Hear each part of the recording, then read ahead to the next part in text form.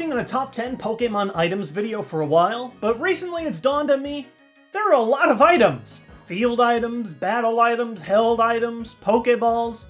Oh, well, we did Pokeballs, but eventually within the sea of different Pokemon aids out there, I found one category that seemed to shine above the rest. The key items. These powerful items can't be tossed, they have a special pouch, and they have some incredible effects on both your game and your story. So today, I've decided to round up my personal favorite top 10 key items. Number 10. The coin case. As to why you can carry thousands of dollars around just fine, but you need a specific box to hold some coins is beyond me, but this item does allow you to ditch the battles behind for games like slots, cards, or in the Western and Korean releases of Heart Gold Soul Silver, the awesome Minesweeper-like Voltorb flip game. All in hopes of grabbing some crazy TMs or even Pokemon. Unfortunately, it turns out that teaching kids the thrills of gambling isn't exactly the best, with recent European PEGI rating changes forcing you to at least have an age 12 rating if you include gambling at all. Because of this, we've seen some games like Omega Ruby Alpha Sapphire shut down their game corner altogether, probably just to keep their age 7 rating. But if you ever want to live on the edge, check out the rating on those virtual console releases. That's the power of the coin case. It transforms you from a kid into a slightly older kid. Number 9. The Poke-Flute. With those virtual console releases, the Poke-Flute has been especially nostalgic for me. In the first generation, I feel like almost every key item exists just to push you past an obstacle. Use the ticket to get on the boat, use the Silph Scope to get past the ghost, use the lift key to use the lift. But the Poke-Flute is different. You can use it to get past the obstacle of Snorlax. Alright, yeah, that's the same as the other key items are doing. Wait!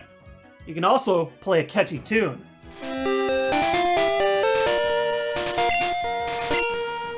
Pretty sick, right? Nah, actually the really sick part is that you can use it to wake up your sleeping Pokemon for free, straight from the menu. Oh wait, give me 1 second. Yes, I'm rich! The Poke-Flute would eventually be replaced with the Blue Flute in later games, but is that a key item? Didn't think so. Go back with your normal items, Knave. Read the title. Number 8. The GB Sounds. Speaking of music, the GB Sounds item in Heart Gold Soul Silver is an amazing little item that honestly I think every remake game should have. Simply put, this game allows you to play through your adventure with the classic old school MIDI tracks of the original games. Check it out.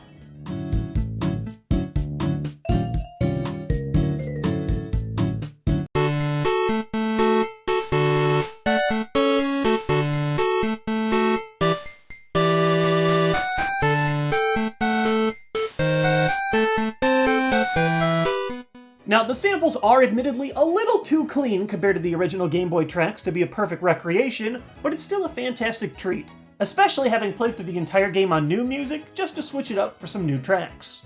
There's a lot of charm to the classic music, and I'll admit, I was a bit disappointed that Omega Ruby Alpha Sapphire didn't have the same kind of GBA sounds item. Hopefully we can at least get the DS sounds for the inevitable Diamond and Pearl remake someday. Number 7. The Versus Seeker. The Versus Seeker is an item that has since been improved on in various ways, but I'll never forget how happy I was when this thing first dropped in Fire Red Leaf Green. Before the Versus Seeker, Pokemon games got kind of boring once you finished them. All you could really do if you wanted rematches outside of the endgame trainers was wait for a phone call, or do the old trainer's eye thing, which was pretty inconsistent. Insert the Versus Seeker. Just walk to a group of trainers, activate, and instantly know which trainers are ready for a rematch. It lets you revisit a huge handful of old faces, and gives you a fun challenge for some of your lower level Pokemon. While in the modern games there are ways to battle old trainers, such as the improved Trainer's Eye feature, I'm really fond of rebattling with the Versus Seeker. Plus, even if it isn't in the modern games, you'll still see it in almost every competitive Pokemon TCG deck right now. It's been around a while, but it's insanely good in the modern format. Number 6. The Item Finder, aka the Dowsing Machine. While the West has known this item as the Item Finder in older generations due to a character restriction, whether you call it that or the Dowsing Machine, I've become a big fan of this item, especially in the more recent games. I won't beat around the bush. The first generation Item Finder is garbage. It's just not very helpful. I think I'll stick to mashing A to find my hidden items. This item has since found more useful incarnations, such as the touchscreen-based finder in Generation 4, which makes it fairly easy to find a hidden invisible item near you. But my absolute favorite is the 6th generation, or as I like to call it, The ridiculous hat generation. If you're in no hurry from area to area, it's a perfect way to aid you in your adventure. If your head lights up, that means it's time to hunt for some hidden treasure. No nonsense pulling the device out just to see if there's a chance to find something. It's an easy, passive way to find new extra goodies along your way. Plus, I mean, just look at this Omega Ruby hat. It's hilarious. With options like these, who needs clothing customization? Okay, no, I can't go that far. Are you kidding me? Are you telling me that France is the only country where people are able to change their clothes? Number 5. The EON Float. You know what I hate?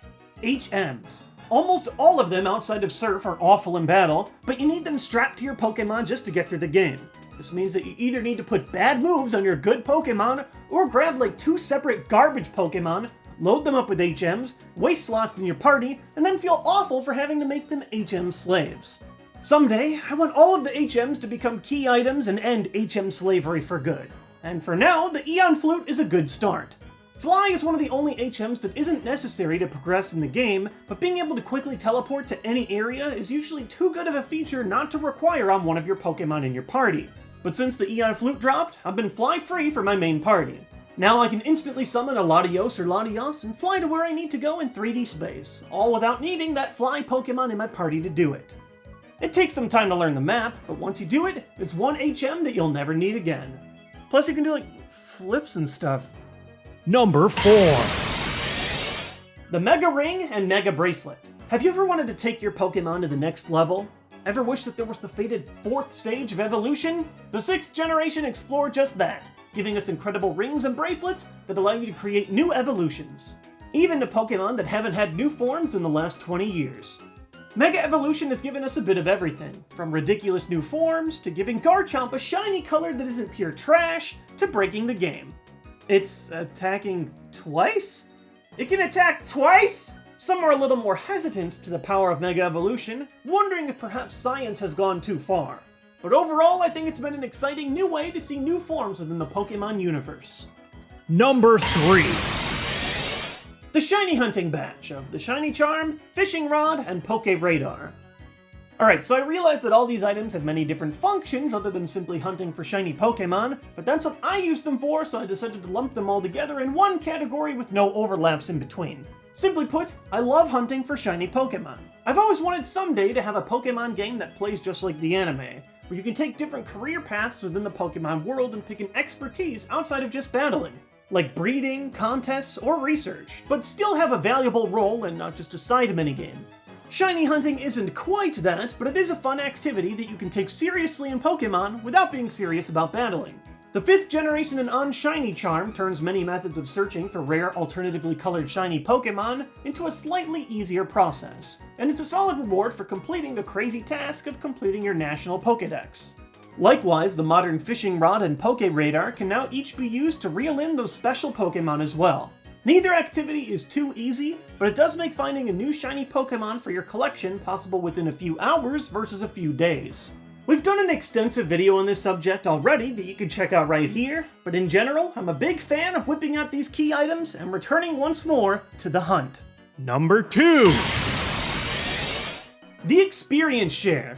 While to some extent I did enjoy the Experience Share Vault, where you can build one of your non-active Pokemon by sharing experience with them out of battle, this spot is more of a praise for the new 6th generation Experience Share, which literally shares the experience with your entire party, whether they participated in battle or not. Some purists might argue that the new Experience Share is quote-unquote too easy, because it lets your entire squad level up evenly at any point in the game. But honestly, I think it's the perfect amount of convenience that Pokemon needed. Remember grinding in the old games? Alright, I'm throwing in Rattata. Alright, yeah, he's too weak, so we're gonna bust out the Weedle! He's too weak too, so you know what? I'm actually gonna switch to the real Pokemon that's actually good. Yeah, let's share that experience. Y'all did a great job. This isn't just a Pokemon problem, but it's a problem I have in a lot of RPGs. Oh, Mozu, I know your growth rates are out of this world, but level 1? You're gonna die to just about every hit, so if you could just piggyback for like 10 hours while we soften all the enemies for you, that would be great. If only it was easier for me to share my experience with you so I don't have to babysit! I know that not everybody feels the same way about this, and that's totally okay. But for me personally, grinding levels feels like a chore. And the new experience share means I have less chores to do, which is fine by my book. Number 1. The bicycle.